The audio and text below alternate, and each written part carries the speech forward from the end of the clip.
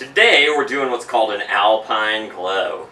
This one does not have any funny things about it. However, it does have Cointreau, which I'm replacing the Cointreau with triple sec. It's like an orange flavored liqueur. I think that'll be fine. It's not like a huge amount, so hope for the best.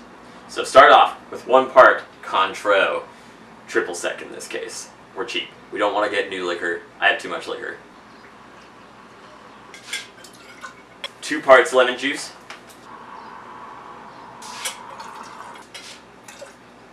4 parts cognac.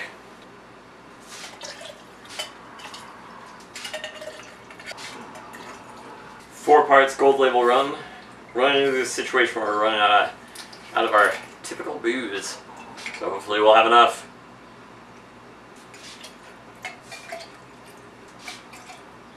We had enough.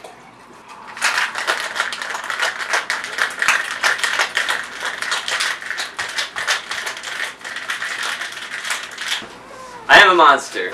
Anyways, this is what this looks like.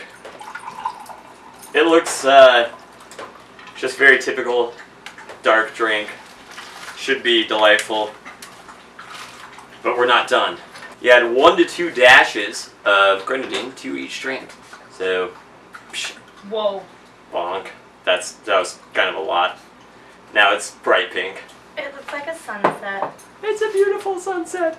What we're trying now is an Alpine Glow. Ooh, pretty name. Pretty drink. It looks like a little sunset. Mm-hmm. Alright, let's give this a beautiful.